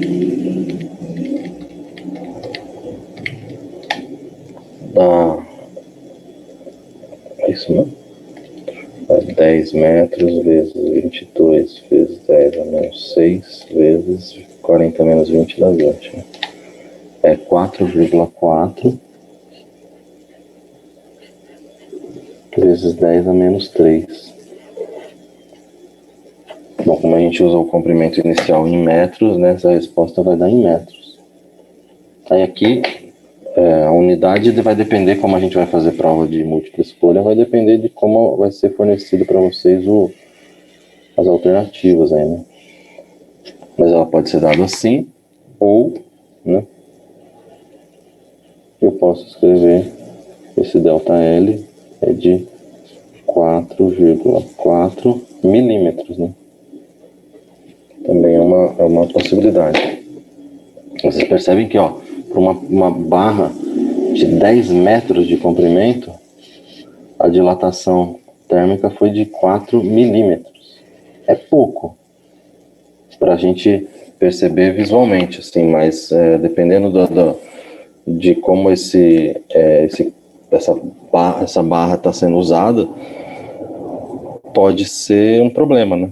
Pode ter um problema grande aí quando você se você montar uma estrutura de alumínio lá e tal, e tiver uma dilatação dessa, se você fizer as juntas muito próximas, você pode ter ela pode entortar ali, pode fazer alguma coisa, tá? Então tem que levar em consideração essas dilatações. Ok?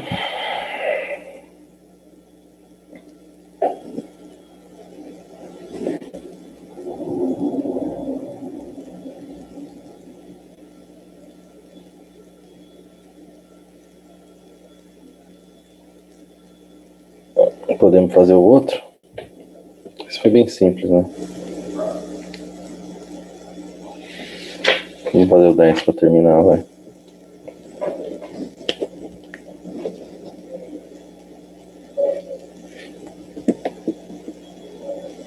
Então eu tenho lá, duas barras homogêneas têm seu comprimento L em função da temperatura variando de acordo com o gráfico.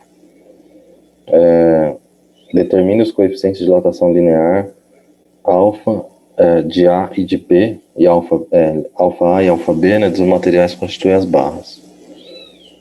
Então vamos lá. Vamos fazer separado, tá?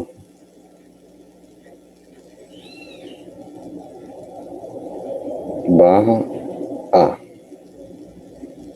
Então vamos lá. Quando a temperatura for zero, né? Vamos fazer assim, então. Ele pôs θ aí, mas eu vou pôr T. A temperatura inicial é 0 graus Celsius. Para essa temperatura, o comprimento inicial dela é de 20 milímetros.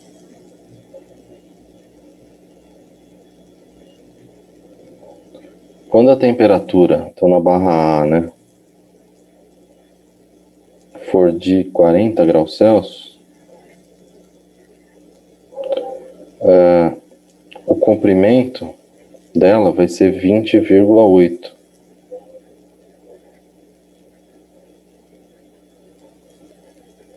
Certo?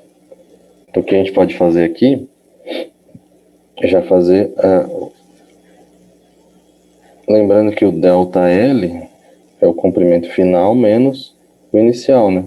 Posso calcular já o ΔL, eu acho mais fácil.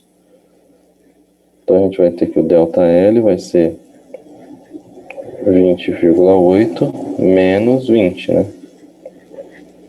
Então, o ΔL vai ser de 0,8 milímetros. Aí você vai me perguntar assim, pô, mas eu preciso transformar para metros aqui? Nesse caso, não, tá? Porque você vai trabalhar com o comprimento inicial em milímetros e a variação, né, a dilatação também em milímetros. No final, vai ser cortada essa unidade aqui, então não precisa se preocupar. Então, ΔL A é igual a esse L0 vezes o coeficiente de dilatação vezes a variação de temperatura. Então vai ser 0,8 é igual a L0, que é 20, vezes alfa A, vezes a variação de temperatura, que é a final 40 menos a inicial. Então aqui vai ficar 0,8 é igual. Aqui é 40 vezes 20, né? Dá 800, né?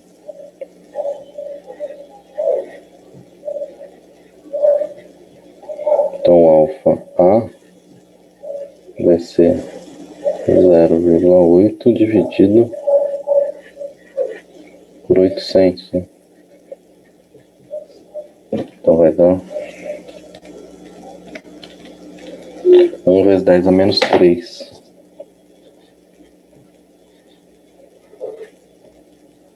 E a unidade é graus Celsius elevado a menos 1.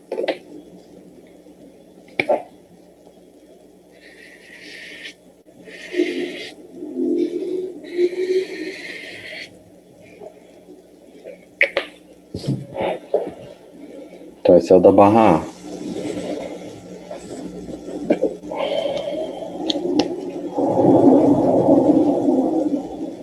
Agora a gente tem que fazer o mesmo para a barra B. A análise é exatamente igual.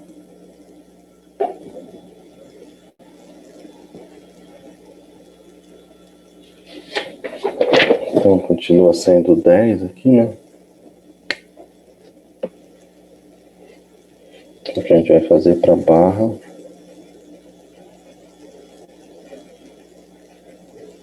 B. O que a gente tem lá? Quando a temperatura inicial for 0 graus Celsius, né? O comprimento inicial vai ser 20.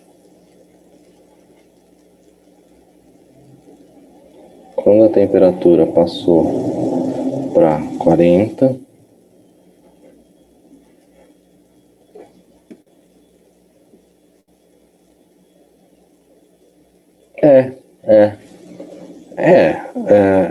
basicamente você vai usar alguma coisa parecida com essa. O Eduardo está perguntando se essa é a base para calcular a dilatação, a junta de dilatação de prédio e tal. A ideia, só que você vai fazer superficial ou volumétrica, né? Depende do material que você for usar. A gente está fazendo só linear, mas você pode extrapolar para volumétrica ou superficial, dependendo das dimensões que você está trabalhando lá. O L, então, para 40, no caso da B, é 20,4.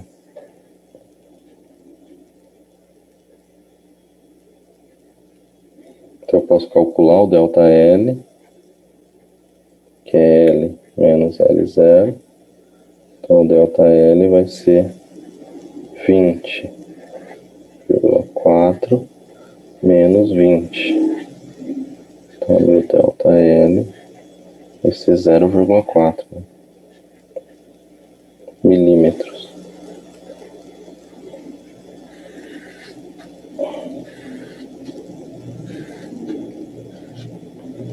Então, a gente usa a expressão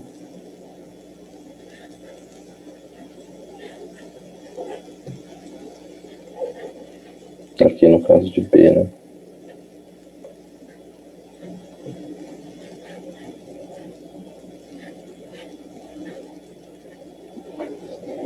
Então vai ser 0,4 é igual a 20 vezes o alfa B vezes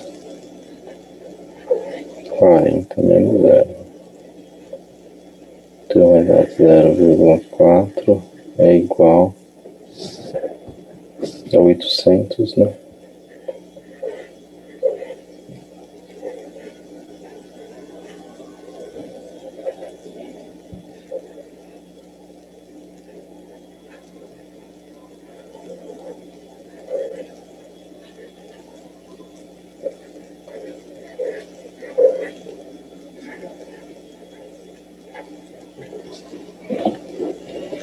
Então, 4 dividido por 800 é 5 vezes 10 a menos 4.